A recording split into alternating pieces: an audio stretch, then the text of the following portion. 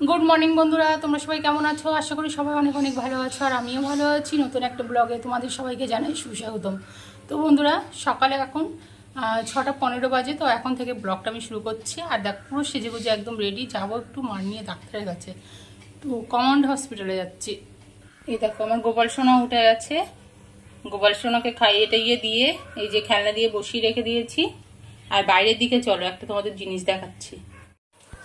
তো তোমরা তো দেখতেই পাচ্ছ, মানে একদম পুরো মেঘলা আকাশ, আর বৃষ্টি হচ্ছে কিন্তু তার সাথে। তো ঘুম থেকে ওঠা পর্যন্ত দেখি বৃষ্টি হচ্ছে। আর বানর এসছে, জানো তো? দেখো, ওই যে ওই যে ওই যে ওই যে ওই যে ওই যে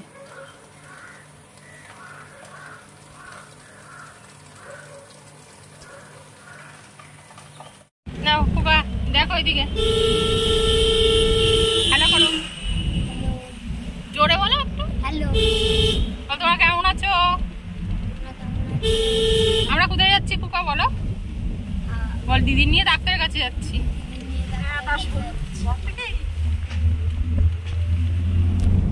তো বন্ধুরা, আমরা তো খুব সকাল সকালই বেরিয়ে পড়েছি। তো কি বলো তো, যাচ্ছি যেহেতু কমান্ড হসপিটালে, আর অনেক সকাল সকাল না গেলে কি বলো তো, অনেকটাই ভিড় হয়ে যায়, জানো তো। তো তার জন্য আমরা প্রায় 6:30 যখন বাজে তখন বাড়ি থেকে রওনা দিয়ে দিয়েছিলাম কমান্ড হসপিটালে যাওয়ার জন্য। আর এখন চলে এসেছি দেখুন দমদম এয়ারপোর্টের কাছে।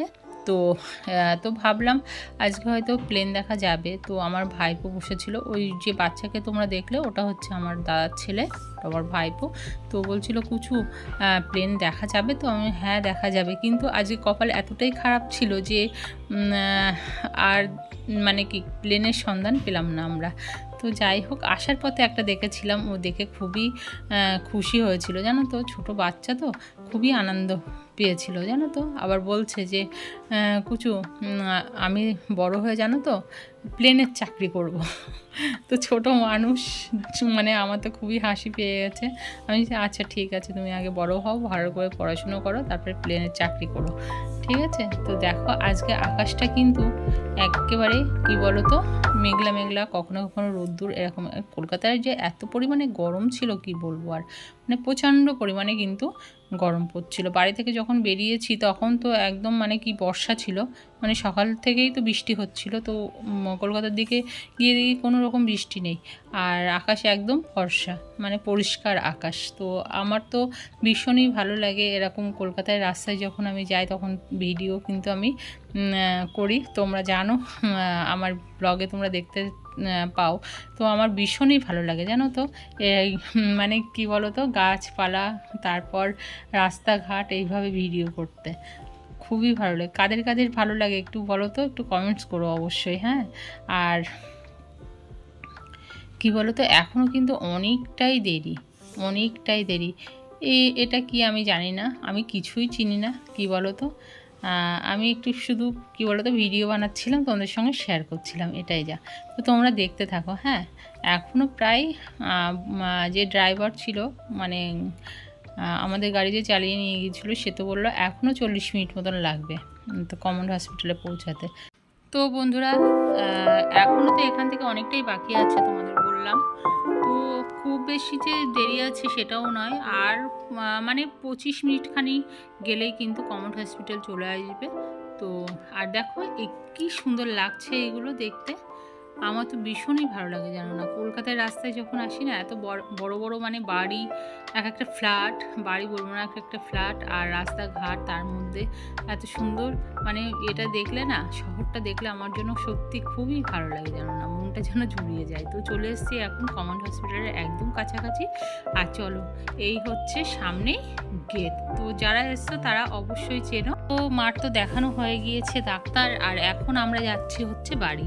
আমরা গিয়েছি, ওখানে পৌঁছিয়েছিলাম কটার সময় বলো তো, প্রায় 9:30 বাজে।